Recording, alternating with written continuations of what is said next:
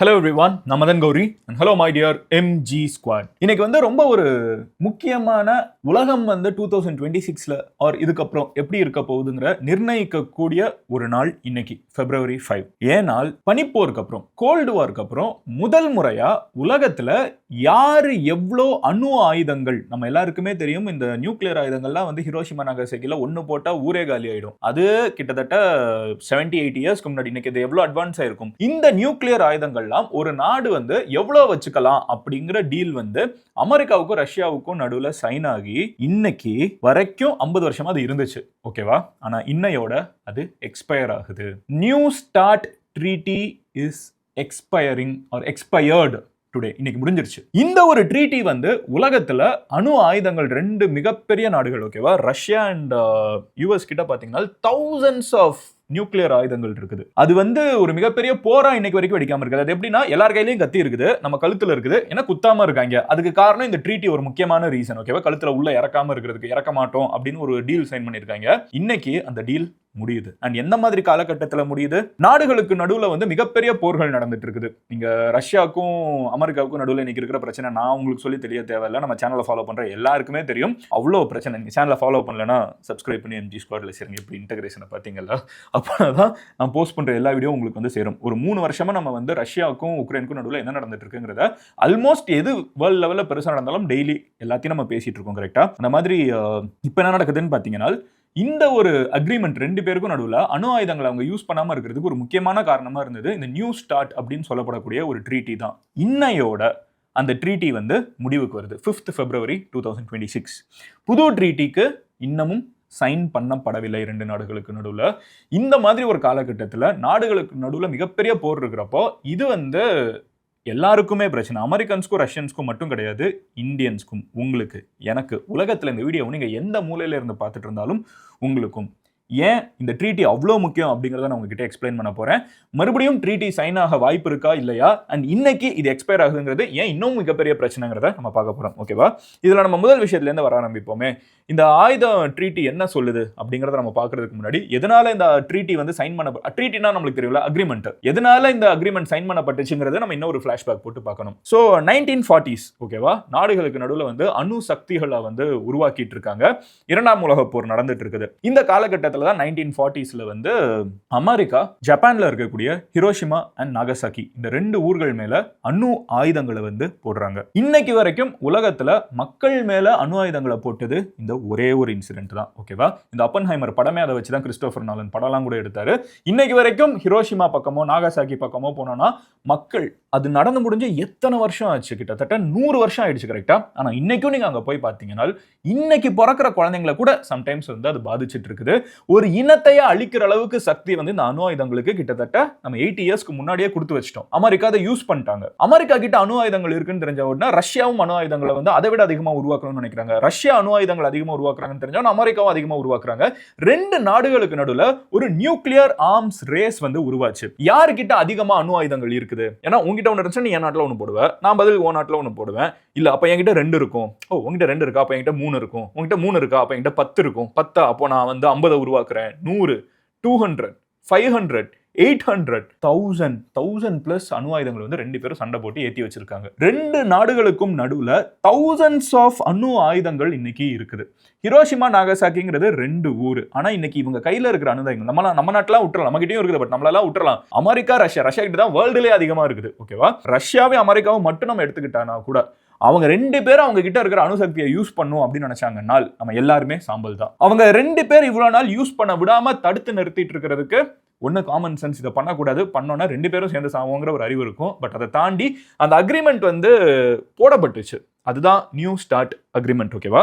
இது ஹிஸ்டாரிக்கலா multiple times வேற வேற ஃபார்ம்ல இருந்திருக்குது. ஃபார் எக்ஸாம்பிள், ரெண்டு நாடுகளும் இந்த ஒரு பனிப்போர் அப்படிங்கிறது ரெண்டு நாடுகளுக்கும் நடுவில் நடக்குது. ஓகேவா? அப்போ இருந்த ரஷ்யாவுக்கும் அமெரிக்காவுக்கும் நடுவில் யாருக்கிட்ட அதிகமா நியூக்ளியர் ஆயுதங்கள் இருக்கு அப்படிங்கிற ஒரு பனிப்போர் மாறி மாறி ரெண்டு பேருமே நிறைய விதங்கள்ல ரெண்டு பேரும் பேசிக்க மாட்டாங்க. இன்னைக்கு இருக்கிற நிலைமை தான். ஆனா இன்னும் ஒஸ்ட். ஓகேவா? அப்போ ரெண்டு பேரும் பேசிக்காம ஆயுதங்களை இன்க்ரீஸ் பண்ணி இன்ஃபேக்ட் அவங்க நிலாவுக்கெல்லாம் போனாங்கல்ல, நம்ம அமெரிக்கா போவாங்க, ரஷ்யா போவாங்க, இதெல்லாம் எதுக்குன்னு வந்து பாத்தீங்கன்னா நான் நினைச்சா இவ்வளவு தூரம் போக முடியும்னு காமிக்கிறதுக்கு தான். அப்ப நான் வானத்துல இவ்வளவு தூரம் மேல போக முடியும்னா அமெரிக்கா மேலேயே வந்து விழுக முடியும்னு ப்ரூவ் பண்றதுக்கு கூட இதெல்லாம் நிறைய பேர் யூஸ் பண்ணிக்கிட்டாங்க. அதனால தான் நம்ம நிலாவுக்கு வந்து நம்ம நிலாவை எக்ஸ்ப்ளோர் பண்ண போனதை விட இந்த மாதிரி ரீசன்ஸ் தான் அதிகம். நம்ம அவ்வளோ கெப்பாசிட்டி எங்க ராக்கெட்டுக்கு இருக்குது, நான் நினைச்சவனை எங்கனால அடிக்க முடியும், இதெல்லாம் காமிக்கிறதுக்கு தான். ஏன்னா இங்கே தான் அங்க போற சக்தி எனக்கு இருந்துச்சுன்னா நான் எர்த்துலேன்னு இன்னொரு மூலையில இருக்கும், உன்னை அடிக்கிற சக்தி எனக்கு எவ்வளவு இருக்குங்கிற ஒரு காம்படிஷனும் இதுக்குள்ள ஒரு பெரிய ஹிடன் அஜெண்டா இருந்துச்சு. ஓகேவா? இப்ப ரெண்டு பேரும் இப்படி மாத்தி அணு ஆயுதங்களை உருவாக்கிட்டே போயிட்டு இருக்கப்போ ரெண்டு நாடுகளுக்கும் வந்து ஒரு விஷயம் தெளிவா புரிய ஆரம்பிக்குது. ரெண்டு பேரும் இப்படி அணு ஆயுதங்களை உருவாக்கிட்டே போயிட்டு இருந்தோம்னா ரெண்டு பேருமே சாம்பல் ஆயிடுவோம். ரெண்டு பேர் சாம்பலாகிறது மட்டும் இல்லாமல் மொத்த உலகத்தையே அழிச்சிருவோம். என்னைக்காவது ஒரு பிரசிடென்ட் அமெரிக்காவுக்கு ஆர் ரஷ்யாவுக்கு நான் வந்து அமுக்கி நாசமா போறேன்டா, நான் சாவுறேன் நீங்களும் சாவுங்கடான்னு அமுக்கிட்டாரு அந்த அளவுக்கு ஒரு மொக்கையா ஒரு பிரசிடென்ட் அறிவு இல்லாம வந்துட்டாங்கன்னா ரெண்டு நாடுகளும் நாசமா போகும், உலகமே நாசமா போகுங்கிறத அவங்க புரிஞ்சுக்கிறாங்க. அண்ட் சேட்லி இன்னைக்கு வந்து இந்த சைடு புட்டினும் அந்த சைடு ட்ரம்ப்பும் இருக்காங்க. ரெண்டு பேருமே கேப்பபிள் ஆஃப் டூயிங் இட் தான். ஸோ இந்த மாதிரி அவங்க இருக்கிறனால அவங்க வந்து என்ன பண்றாங்கன்னா சரி ரெண்டு பேருமே வந்து இந்த அணு ஆயுதங்களை வந்து இன்க்ரீஸ் பண்றதை நிறுத்துவோம், முடிஞ்ச அளவுக்கு அணு ஆயுதங்களை கம்மியாக்குவோம் அப்படிங்கிற ஒரு அக்ரிமெண்ட் போடப்பட்டுச்சு.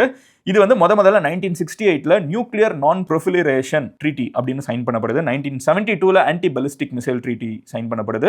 1972 வந்து SALT I அப்படிங்கிற ட்ரீட்டியும் சைன் பண்ணப்படுது. இதுல தான் வந்து froze number of strategic missiles, ரெண்டு நாடுகளும் வந்து இந்த அணு ஆயுதங்களை வந்து கொண்டு போய் போடுறதுக்கு மிசைல் வேணும்ல அதை வந்து கேப் பண்றாங்க.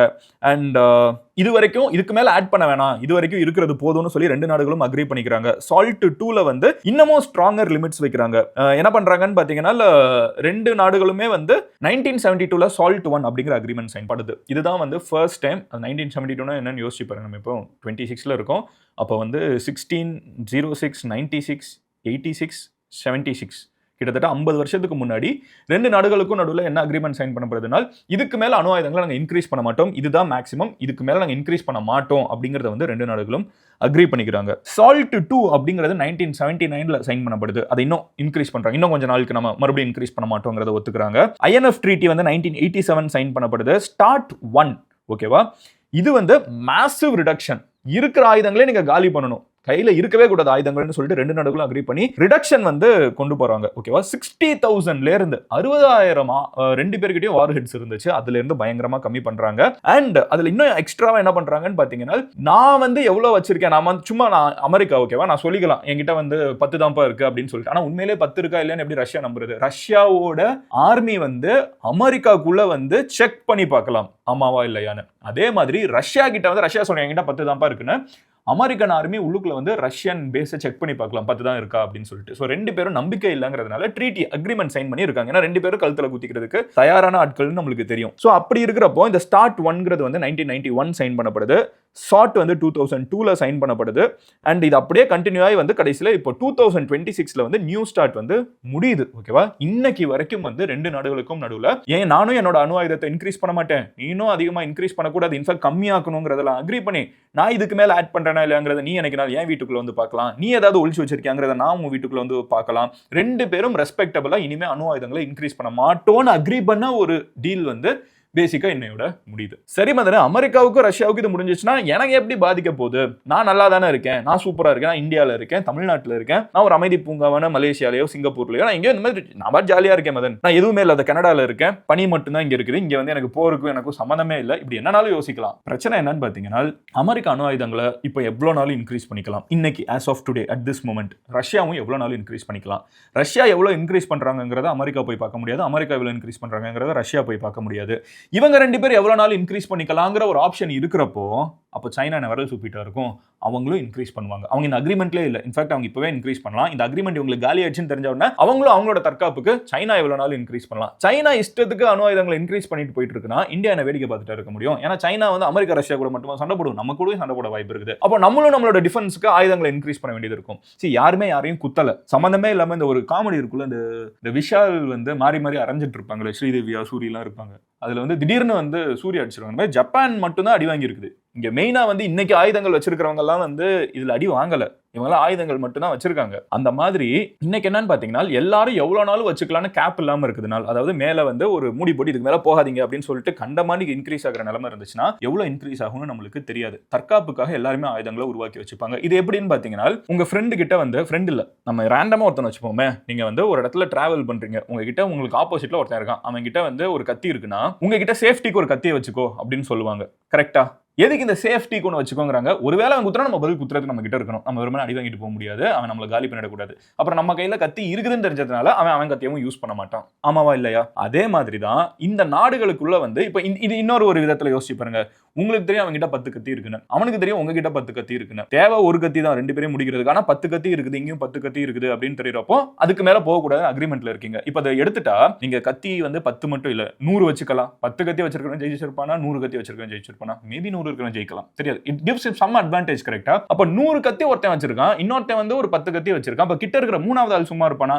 அவனால முடிஞ்ச ஒரு 5 கத்தி வச்சுப்பான். இப்படி எல்லாருமே அது ஆயுதங்களை வந்து இன்க்ரீஸ் பண்ணிட்டே போயிட்டு இருந்தா என்ன ஆகுது? நாடு எப்படி வல்லரசாகும், டல்லரசாகுங்கிற மாதிரி இது நடக்கக்கூடாதுங்கிறதுக்காக தான் இந்த டீல் சைன் பண்ணாங்க. அந்த டீல் வந்து இன்னையோட காலியாகுது. இப்போ புரியுதா இது எவ்வளவு பெரிய முக்கியமான ஒரு விஷயம்னு? அண்ட் ஹிஸ்டாரிக்கலா இது வரைக்கும் எந்த அமெரிக்கன் பிரசிடென்ட்டோ ரஷ்யன் பிரசிடென்ட்டோ அவங்க நாடுகள் மேல மாத்தி அணு ஆயுதங்களை யூஸ் பண்ணது கிடையாது. அந்த அளவுக்கு அறிவு இருந்திருக்குது. பட் இன்னைக்கு நம்ம தலைவன் ட்ரம்ப் இருக்கிறப்ப நம்ம எதுவுமே பிரெடிக்ட் பண்ண முடியாது.